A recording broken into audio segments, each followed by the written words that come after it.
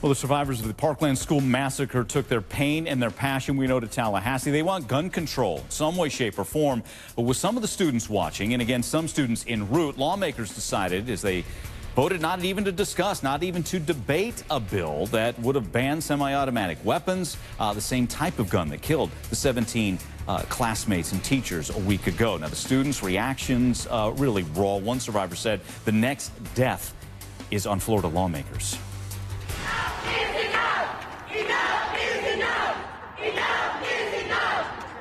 Enough is enough is what they're saying. More protests outside today as outrage continues to grow, and adding insult to injury, lawmakers again did vote yesterday to declare pornography a public health risk. Joining me now by phone, Democratic Florida Congresswoman Stephanie Murphy. So thank you for taking time, Stephanie.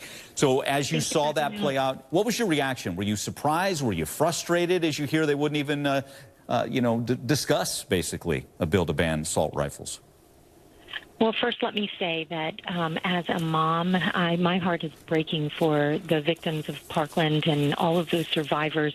I know that this is an incredibly difficult time for them, and I join the students in feeling anger and outrage that their elected officials won't even allow a debate, because at the end of the day, we live in a democracy, and we should be able to debate issues of concern to our constituents. And the fact that at the state level, the elected officials are so in the pockets of the corporate gun manufacturers that they would squelch debate not but a week after this horrible accident. A horrible incident happened in Parkland is, it's reprehensible. When will the debate take place? When do you see it happening, where whatever measures are discussed, debated, and hashed out? You know, the debate needs to happen now, and yet it doesn't happen because the leadership of these legislative bodies refuse to allow the debate to come onto the floor. And so I think there has to be enough pressure that either these elected officials listen to their constituents and their conscience, quite frankly, and allow this debate to happen, or else we're going to have to change out those officials. Stephanie, what do you think is the starting point where you think, yes, both sides can agree on what? Look, I've introduced a bill in the U.S. Congress that would enable, it's called the Gun Violence Research Act, and it would allow CDC to gather the facts and the data around what is a public health issue and to look into gun violence. It would repeal the Dickey Amendment, which over the last couple of decades has basically put a freeze on any federal research into this public health issue. And I think that this is an area where we can find common ground. We shouldn't be so tied to our ideology that we are willing to deny facts.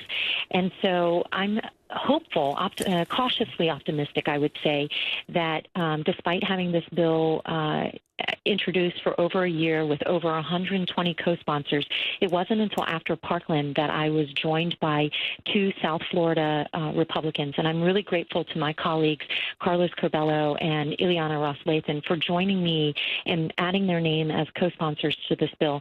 I'm hopeful that others of my colleagues will find that they can also join and agree that we should have the facts about this issue. Got it. Do you think when you talk about, and these are items that have been really talked about a lot over the last week, stronger background checks, maybe raising the age for someone to even buy an assault rifle from 18 to 21, do you think those are starting points that could happen soon?